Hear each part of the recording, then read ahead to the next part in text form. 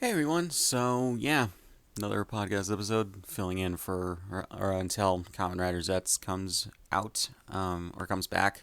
Uh, but yeah, for the next couple episodes. But yeah, so this is just different. Just looking at one of the Kamen Rider films from the '90s, and yeah, it took me a bit to actually go ahead and watch this. So last year, in 2024, I believe it was, or maybe it was 2023. But there was a release for three different Kamen Rider films by Media Blasters called Kamen Rider or the Kamen Rider trilogy, with Shin Kamen Rider Prologue, Kamen Rider Zio, and or is that though? I don't know. Kamen Rider J, and they also included Kamen Rider World, which is a short that was meant for some theme parks and showed in 3D around Japan. But last or the night before I'm recording this, I watched Shin Kamen Rider Prologue, um, which is interesting in terms of a Kamen Rider film. So it was supposed to be the start of a series of, or at least a trilogy of Kamen Rider films from the 90s. It did not spawn more than just one film because of how it was. And then the next two films would befall a similar thing where Kamen Rider Zeta was supposed to be a the start to, I think, a TV series, or maybe that was Kamen Rider J. But yeah, and then or maybe it was maybe Zeto was supposed to have a sequel, and then Kamen Rider J was supposed to start a TV series. I can't remember, but basically, there's a lot of false starts and everything, and trying to, um, like I guess rebrand and redo and just remix some of the plans that they had initially done, because well, you have three films that really didn't go anywhere. Unfortunately, even the fact that Kamen Rider J has Yuta something from Kiryu Sentai Jiranger in it, and yeah, like a little bit after they wrapped filming that series, I believe, and yeah, it's just very interesting. And these writers only really get brought back and referenced in anniversary stuff and crossover movies within the franchise now, and it's a little bit of a shame, but at the same time, like I can kind of see it at the very least for Shin Kamen Rider Prologue.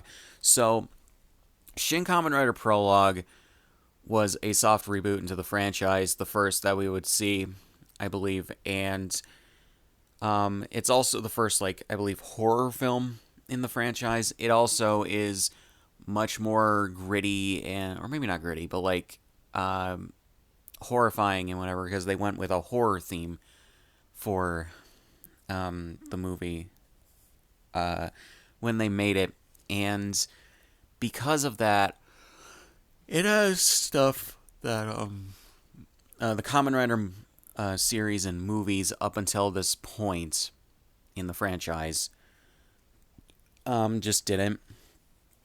It was also the first, I believe, to be going for a new or a much more mature audience.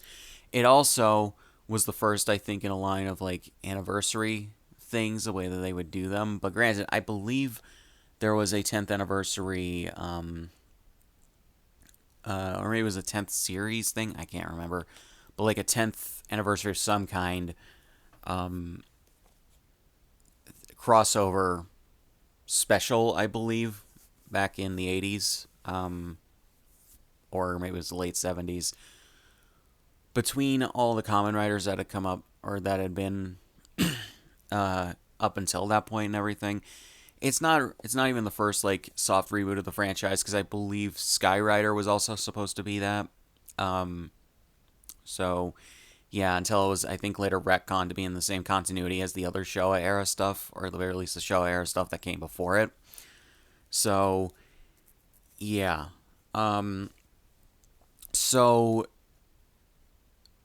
in just getting back to this movie, though, um, although granted, I don't really think I got too off track. I'm also still just waking up for the day, so sorry. Um, so it's gonna be a little bit more scatterbrained than usual, which I said about I think one of the other movie reviews on my Patreon. So yeah, um, basically for this movie, it was a soft reboot. It was a horror film, and it was an anniversary project because this came out in 1991, which was a couple years after um, uh, they a couple years after they or Kamen Rider Black RX ended. It was around the time as well, or actually no, it was a little bit before Saban would adapt Black RX into Masked Rider.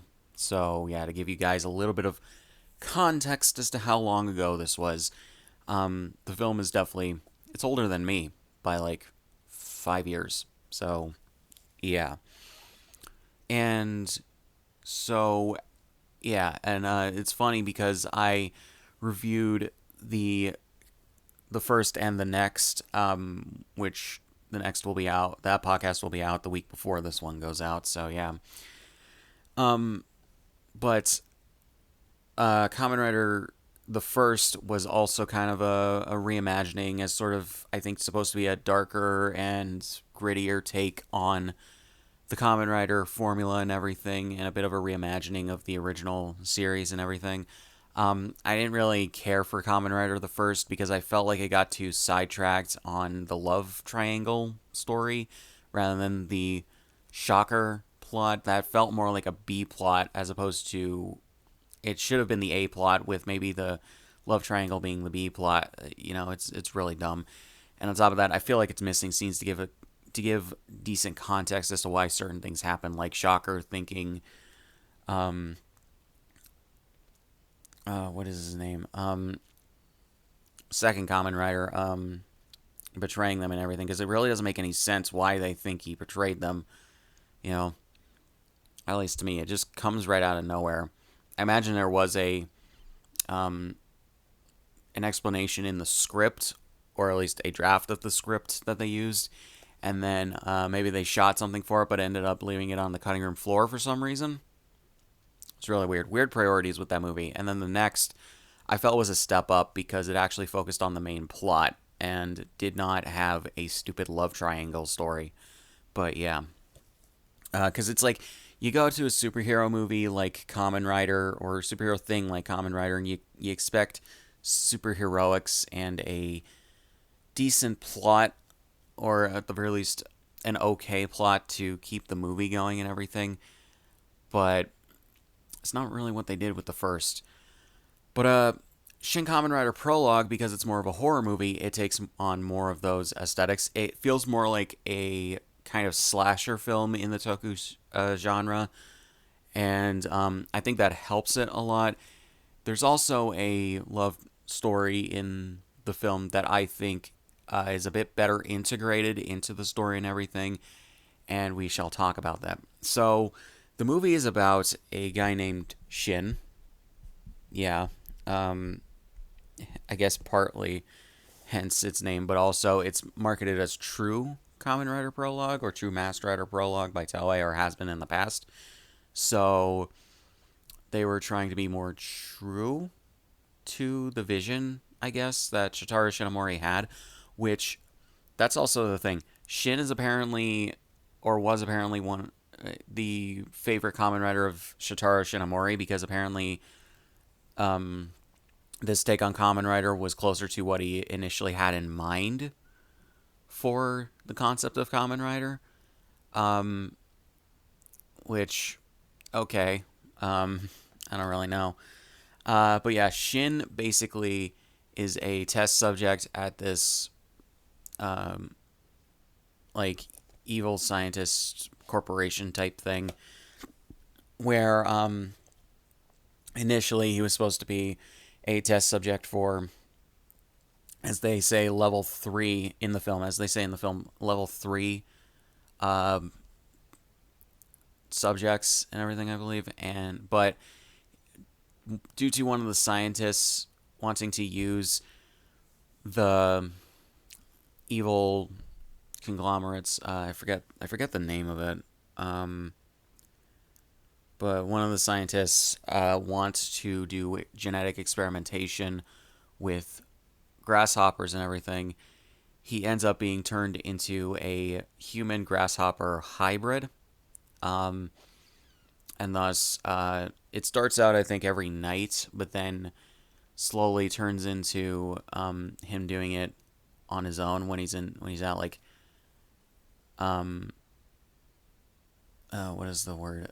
Basically, when he's at high emotions, he like slowly, or he like morphs into this this like obviously a grasshopper hybrid or grasshopper human hybrid who or that basically goes on a rampage initially, just going outside and killing people and everything. And initially, the police are tailing him and everything, and even the newspapers report on how many people are going dead, and they chalk it up to a serial killer. But that's not really what happens. So yeah, so we have that. Um, that plot going on. Initially, Shin doesn't know it's him. He has feelings that it is him, but they play it that there's still a little bit of doubt and everything, even though he has memories of being in that form and or being in a different form and killing people when he wasn't really, I think, awake. Yeah, because initially it's when he's asleep that he transforms, but then it starts to happen when he's awake and everything. So yeah. Meanwhile, his friend at uh, the I'm trying to remember the building that they're in. Basically, she was initially um, assigned just to keep an eye on him, I believe, but she ends up forming a friendship with him, which might have been part of the assignment, and falling in love with him. There's also another guy who they also have a friendship with. I forget his name because he's not really important to the story. And yeah, but I do appreciate that's one thing that they did, that they established that the common writer for this movie has a small friend group um, before everything really begins. And when I'm trying to remember, um, when everything starts going badly, they try to reassure him and everything, and slowly, I does reveal that she has, and that's AI, by the way, is how that's spelled, and she reveals to him eventually that she, like I said, was um, assigned to keep a an eye on him and everything. But then, like I said, slowly developed feelings for him and everything.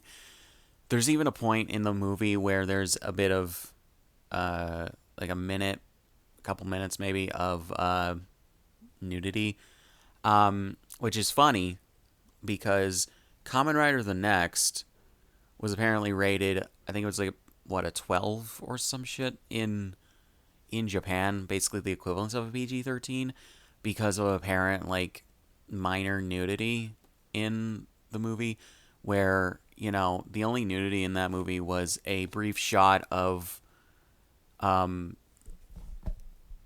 the chick who's pretending to be the idol chick in that movie, taking a bath, which we don't really see anything outside of like her head, a bit of her chest before like it would get down to anything.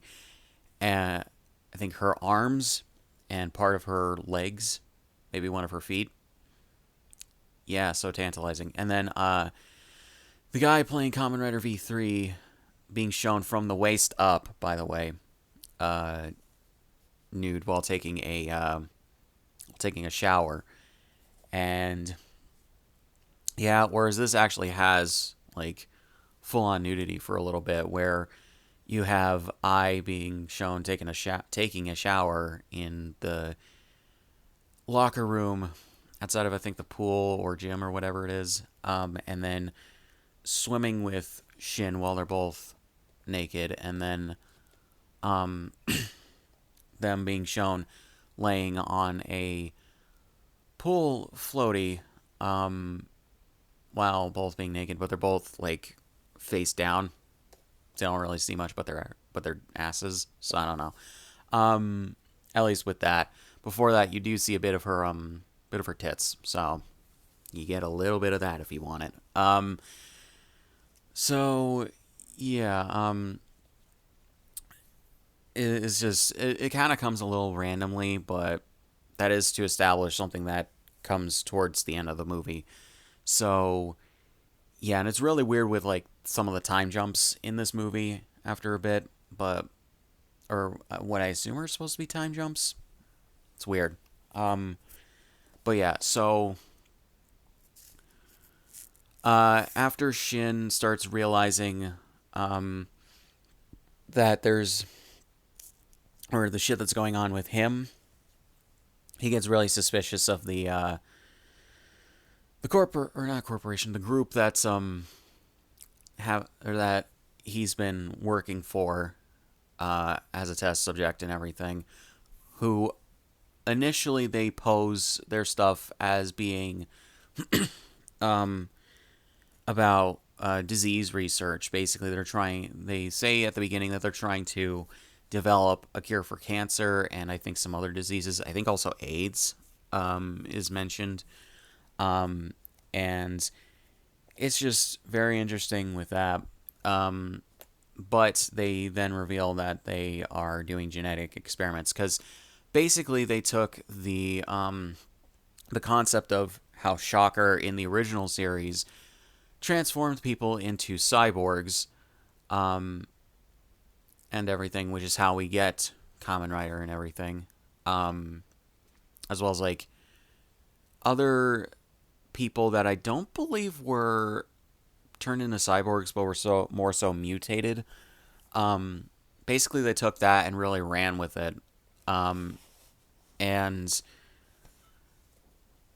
uh, they turned some other people into hybrids as well. I believe the doctor himself, who was doing the experiment, did that, and then they have another guy who I don't exactly know what he's supposed to be, but he doesn't have any eyebrows. He has like a kind of Neanderthal type like forehead. I don't know if that was a prosthetic. I don't think it was. But yeah, and they like shaved off his eyebrows for the role, which immediately makes him look weird. Initially, he was supposed to be more like the first enemy of the original series with the Spider-Man aesthetic, where mutant spider human hybrid, and and then uh, but they like I think they took away some of those things for the final design and everything, and yeah, but I don't know what the hell he's really supposed to be, but yeah. So then we have the I guess American CIA getting involved in this because this group does have contacts in other parts of the world. Mainly, they cite apparently a faction in New York, and I don't know if they mean the state or the city. They don't say city, so probably just somewhere in New York. Just very interesting. And they have this woman leading a small group of soldiers, it seems, to free Shin from and take him with them, I believe. Or at the very least, that's what the main woman wants because she doesn't. I'm assuming she doesn't think he deserves to die for what is happening or what they've done to him. Um, but that eventually changes. And yeah, um, and then the Shin's father is also involved as one of the scientists at this place as well. Um, which outside of him, like sort of being involved in the plot later on, really doesn't really bring anything, or really doesn't bring anything. I said really twice. What the fuck? Um. So yeah, and I'm trying to remember what else is important before I go into what happens in the climax of the movie. Um, Shotaro Shinomori gets a cameo at the beginning of the movie as I guess a part of the I guess CIA, it seems. So yeah, the CIA woman, whenever she speaks on the phone to one of her contacts, I'm assuming back in America, she speaks English. I don't know whether this woman is supposed to be American or not. Probably not. I don't know. It's not really specified. Her English, at the very least, in terms of how it's written in the script, is not really that bad. I think it's actually grammatically it's right. I feel like the word choice is fine. You can tell, however, that the actress didn't, at the very least, before this movie. I don't know if after, but definitely before this movie, did not speak a lot of English.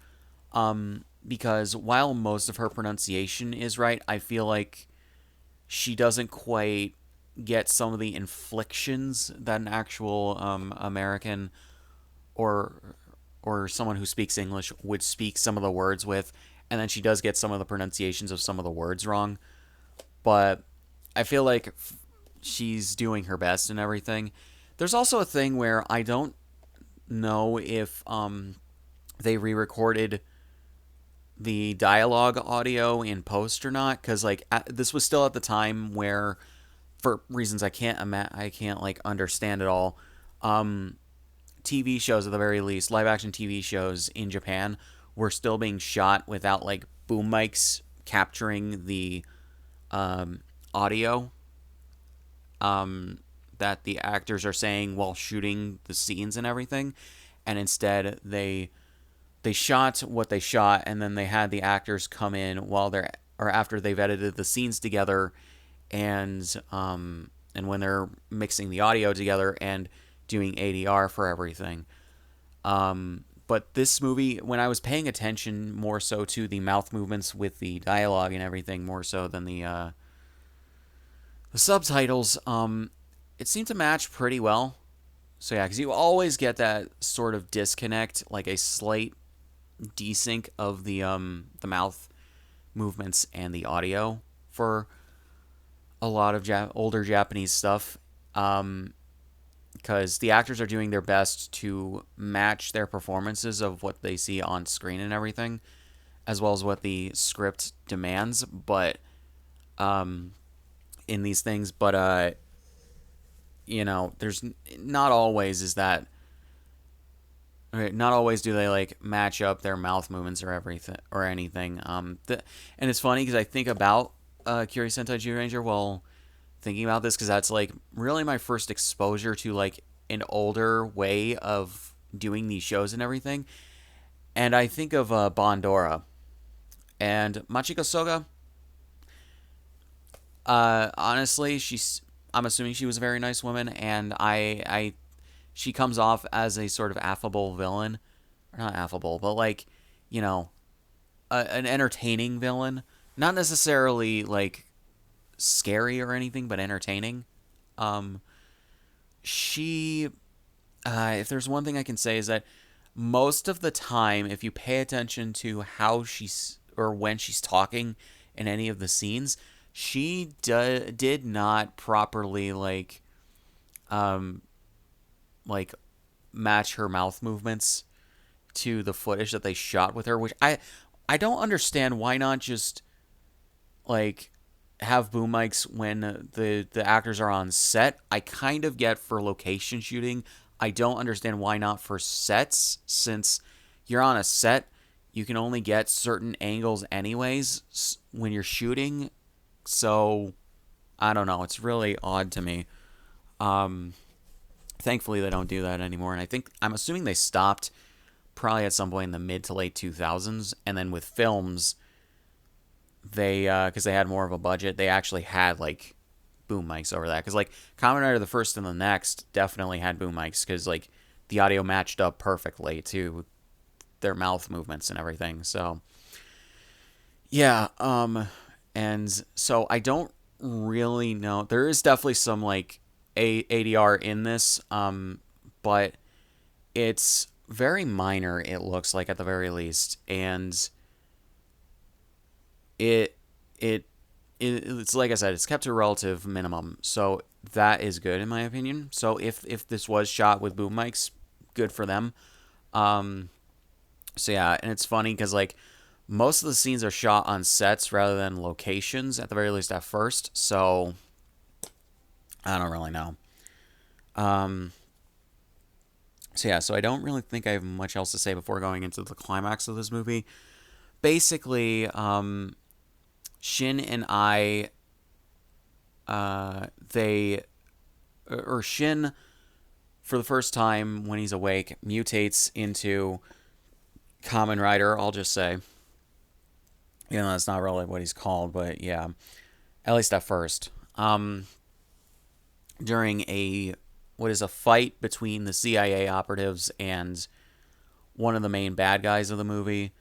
He mutates and like fends off the bad guy, and I think he also kills some other people that work for the. I think it is actually a company, the company that uh, he was being a test subject for and everything.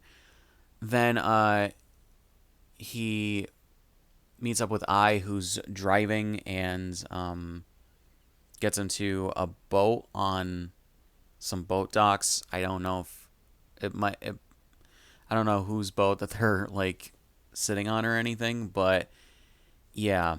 Initially, she wants to try to get him back to the company to use their labs to try and undo his his mutation stuff and everything. But he looks at her like, nah, you can't really expect to do that. And she's just like, you're right. So she goes, but she ends up getting captured. I'm assuming because they probably branded her a traitor or something. And it's really weird. I think that there are some scenes probably missing from this movie as well that were probably either in the script or just left on the cutting room floor. Don't know. That explain a few things. But yeah, that's when they basically, or that's when they establish that she is pregnant with her and Shin's child, who is also a mutant, I think is what they call it, something like that.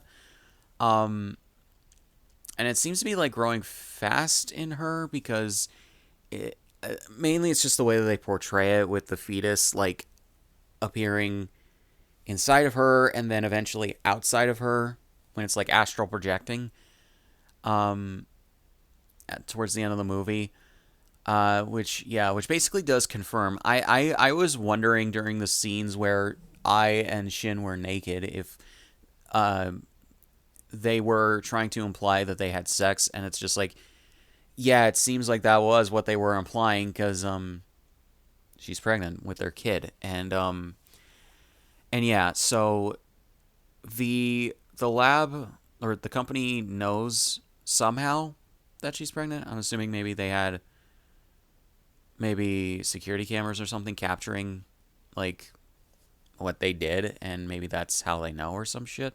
But I think they also say that like there was like a test or something done on her and they found out that way. Um so yeah, so it's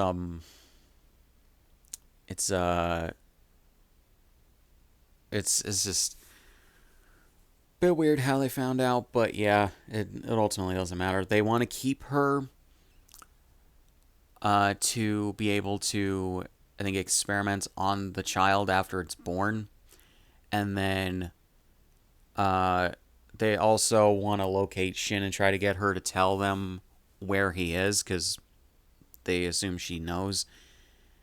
And yeah. And so she's not going to tell them, but they keep her in a holding cell with Shin's father, and she starts uh, getting hysterical and starts crying and everything. And then her stomach area starts hurting. And essentially, what I think they're trying to say in this is that Shin's kid, because it's a mutant baby, maybe it just grows faster than normal human fetuses, but yeah, and due to how Ai is in distress, it's calling out to Shin because he hears a different sound than the night before and before that. Um, because he had, I believe he had killed the, or no, I think the CIA killed the guy who mutated him, and then he killed, or yeah, that's what happened. Sorry, just genuinely trying to remember. And then, so he hears it and starts to run towards the sound. Which credit to the the like the people who shot this movie and everything. Um, Shin starts to, I'm assuming due to his mutation, run. He runs a lot faster to get to where he's hearing the sound. And the way that they shot these moments is actually a lot better than what you'd expect for films like this that like speed up footage at this time to make the people look like they're running faster.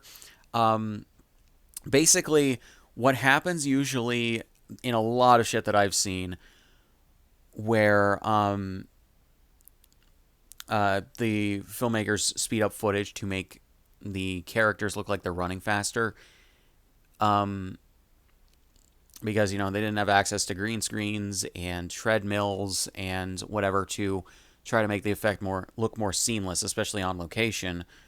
Um, they had the actor run, but around him they had everything else either not move or not move too fast, and the camera movements as well are slowed by a little bit, um, rather than have that.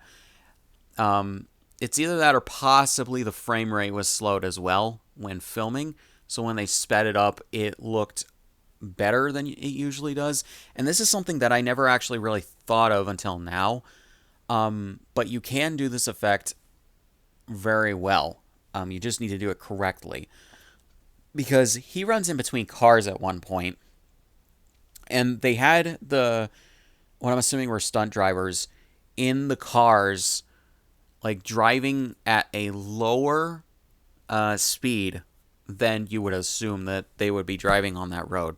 It's also in traffic though, so maybe not. Um, but yeah, but like I also said, the camera movements were also slower than what you'd expect.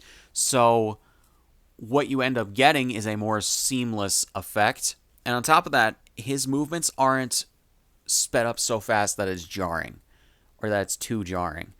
Um, that's something that I actually applaud the filmmakers for, because they could have easily just shot it like everyone else does, but they took time to really try to perfect this, and I think it's a lot better than what you usually get for effects like that. So yeah, um, so Shin's father, I can't remember his name for the life of me, but Shin's father uh, gets tries to get the main doctor, or I think he is a doctor, but he's also the head of the place. He gets the head of the place to um, come see to I, who is seeming to be hurt, um, and everything.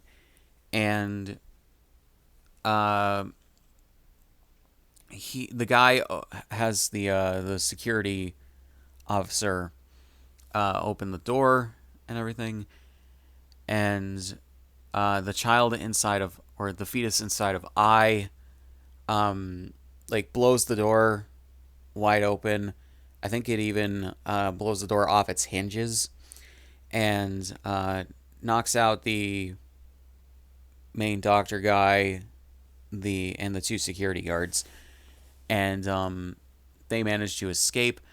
They run into Shin, and they start to try to get out of there, but they encounter the CIA agents and everything.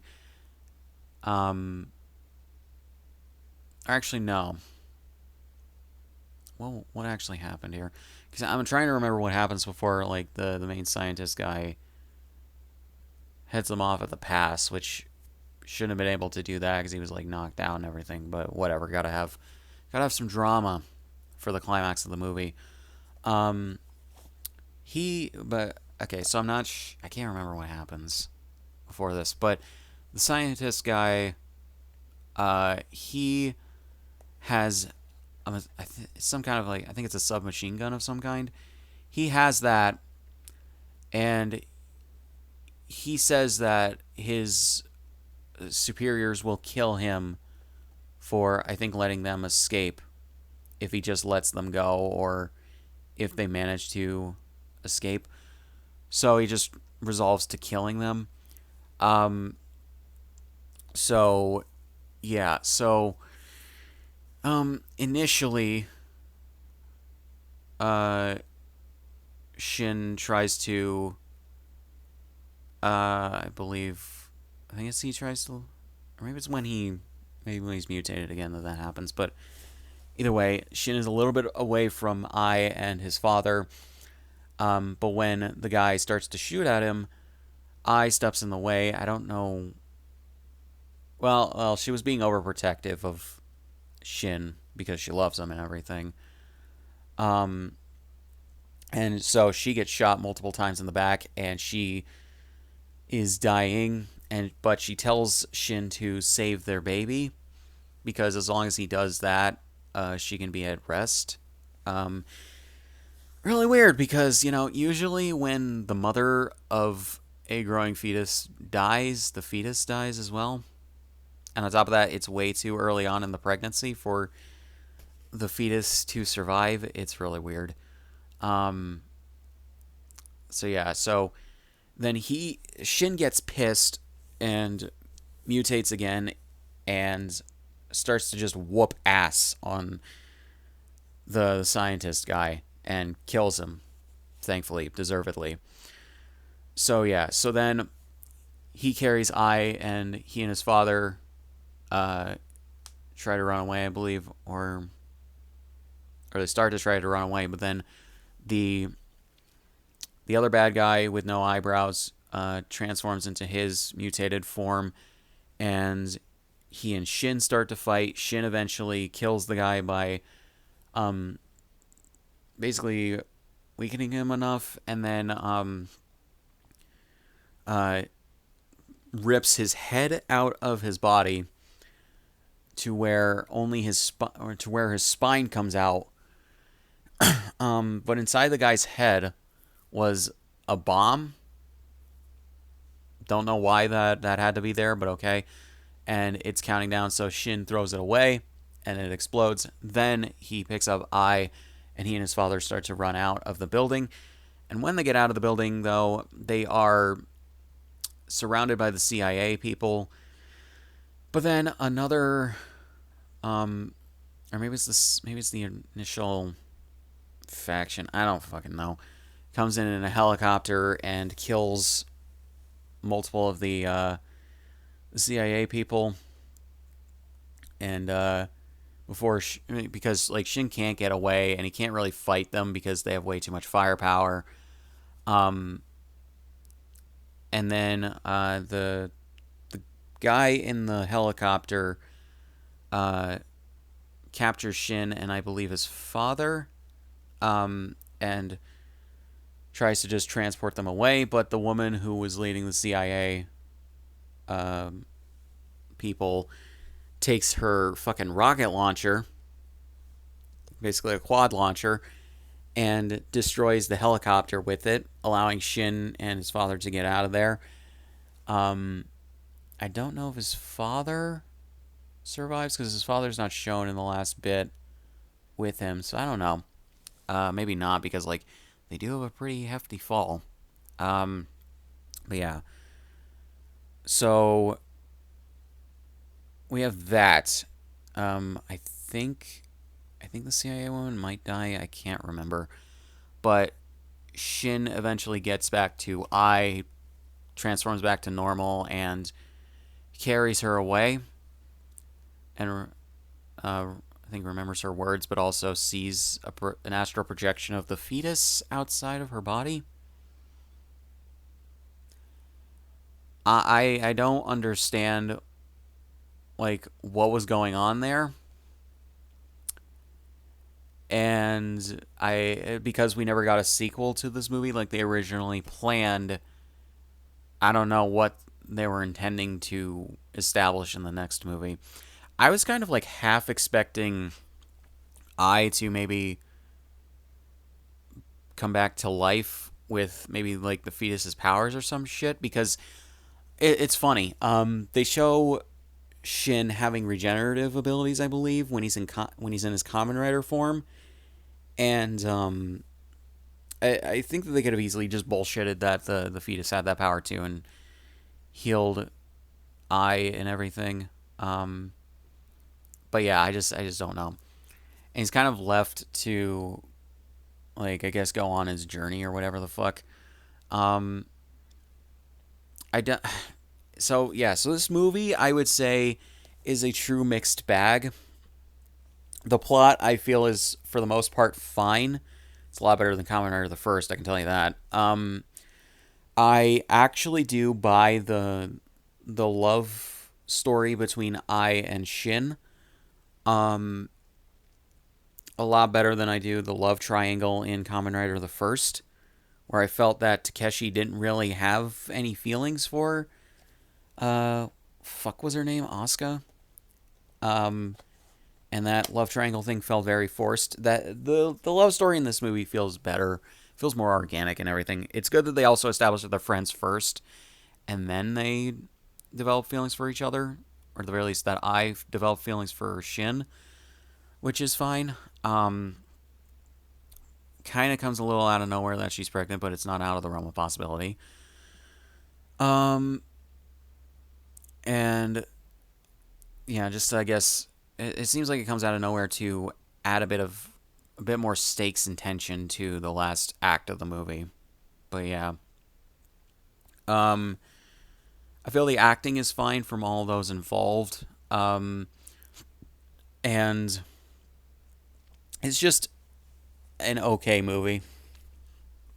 Like, if you want to watch an early 90s uh, Japanese horror tokusatsu film, you could probably do worse. Yeah. And I'll say, going with the horror aesthetic, I think worked for it in a lot of places. The practical effects in this movie are pretty good.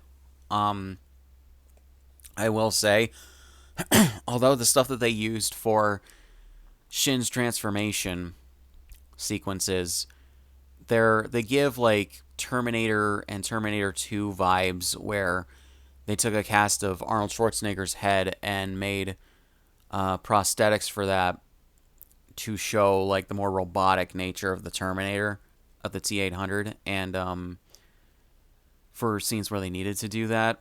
Um, and I don't know, it's just one of those things where like it's like either do this practically or have maybe some horrible like CGI or special effects um do it for them, and I appreciate practical effects when you can do them.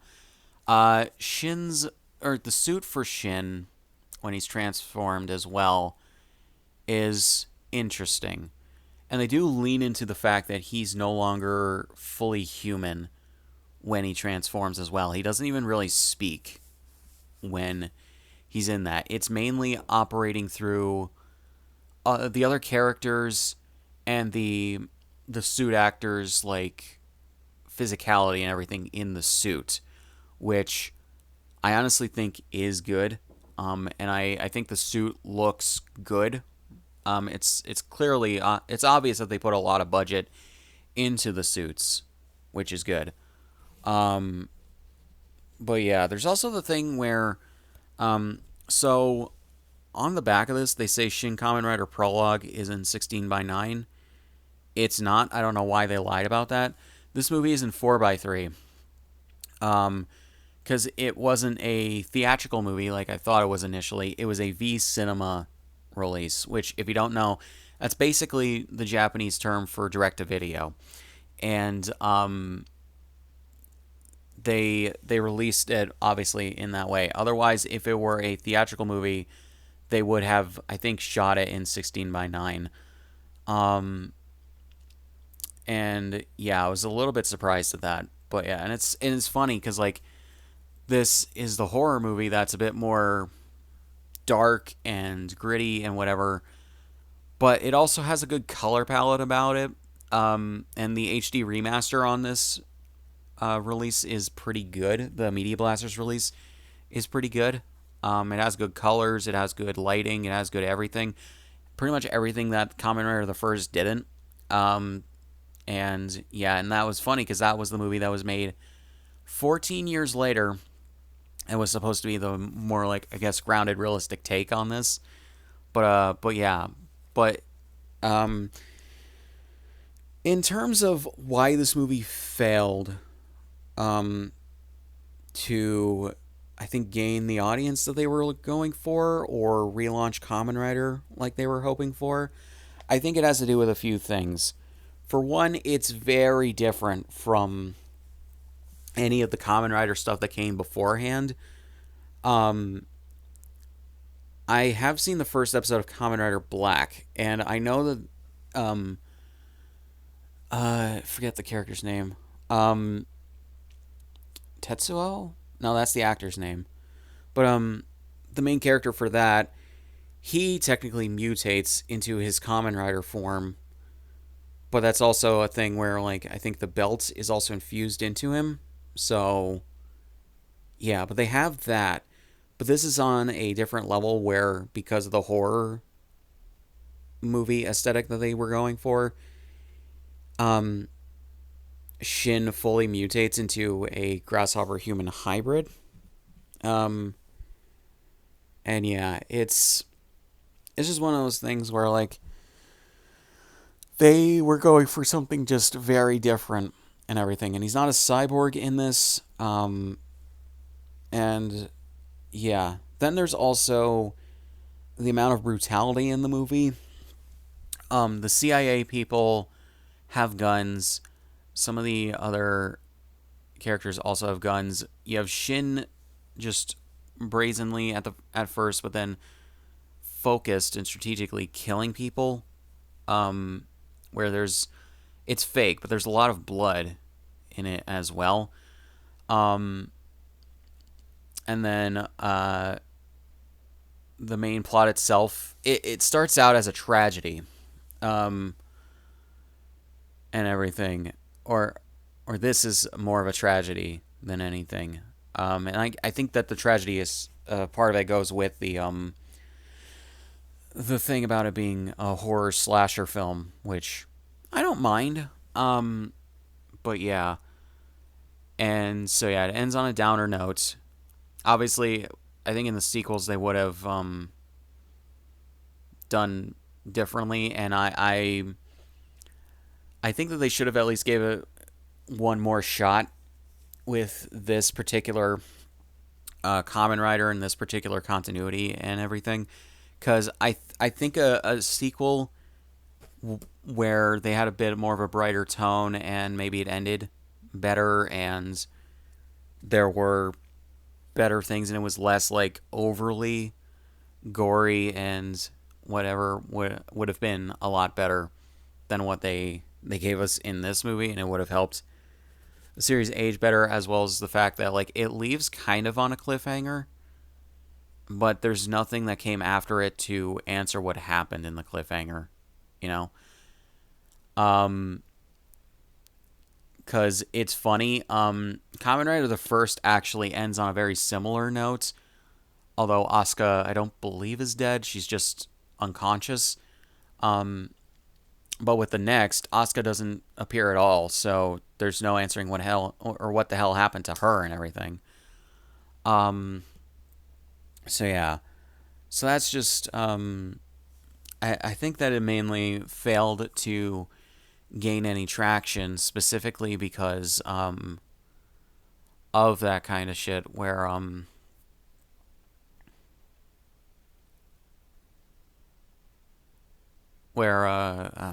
trying to think of how to explain this.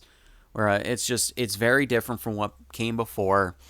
It's very and it probably drove at least some of the people away that they were probably hoping to gain as an audience with it and everything. Um, and I do feel like maybe it could have been a little bit better done in terms of how some of the scenes were handled, but I feel like the plot is fine. The plot is solid, um and I feel like the acting is good, and I feel like a lot of the things are good in it. It's just it kind of fails to hit the mark, I think, in a lot of places where they were hoping to. Um so basically the movie is just really good practical effects. Um Solid plot, I would say decent pacing and everything. I will say though, one of the weird things that they do early on is have Shin like remember what I think is supposed to be from his point of view, stuff that happened early, or just a few minutes before, and it's really weird because they show a lot more footage of a scene that literally had just happened beforehand than they needed to. Literally all they needed was like some like quick shots as opposed to revisiting that footage entirely, because it's really dumb. They I think show some of the footage from the opening scene where um Shin as the hybrid is again, and it's the same footage too. Then when he transforms into the hybrid again, they literally show the exact same shots that they had shown beforehand. It gets kind of Dragon Ball Z fillery in that way, um, and not in a good way. Um, it's redundant when you do that. Thankfully, they kind of cut down the second time that they do it, but like it's really dumb the way that they edited that footage into the scenes. Unless if you're going to give us like a different POV or a different angle on the footage, you don't really need to do that. You don't really need to see a lot of, or you don't really need to show a lot of the footage again.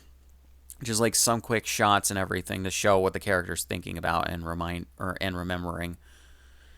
So yeah, there's also the fact that I feel like they were setting up for like kind of a mystery, kind of like a back and forth on if Shin is the monster that we've been seeing so far in the movie, but maybe it's just me, but it didn't seem like the mystery like was all that like or not enticing, but like was all that good in terms of that. It's really dumb. Um and I felt like they could have done better there. Um and just maybe tightened up that part of the script and everything. So, yeah. Um then there's the stuff with Shin and I's child that is growing inside of her and her dying. I don't think her dying was necessary, and if it was, I think she should have come back because we're already talking. And if people are going to say that's too goofy for this, we're already talking about a fucking slasher film in the tokusatsu genre where three people mutate into like animal human hybrids, okay? And there's a CIA plot to uncover or eliminate the people that are doing that shit, that are mutating people. And then, um, like, all this dumb shit. Like, genuinely, we're already in the realm of the fantastical, so, and on top of that, we get an astral projection fetus. That's that looks really fucking weird. It does look like a mutant. We have that shit in this movie, and I coming back to life thanks to the fetus like healing her and bringing her back to life is a step too far. Come the fuck on now if you do have that like opinion. I think that it could have ended on a bit of a better note than her being dead and Shin carrying her lifeless corpse away and somehow the fetus still being alive inside of her. Yeah, no, that was fucking stupid. Um, but yeah. So, yeah, that was my first watch of the movie. Um, I'll probably watch it again at some point to do like a retrospective video on it. So, planning to do a Kamen Rider retrospective series. But yeah, it's just one of those things where it's just it's not hard to understand why it failed like it did. Like I said though, I think it could have used at least one movie to or one more movie to wrap up everything and hopefully end on a better note and everything. But that's not what Toei did. So, yeah. And apparently it was due to the low critical like reception to the movie that caused it to fail. So, yeah. Um so I really don't have much else to say on it, honestly. It's just very understandable what or how it failed. At least to me, you know. But yeah, so really not much else to say, guys. So links description, all my shit. Subscribe if you want, and I'll see you guys in the next one.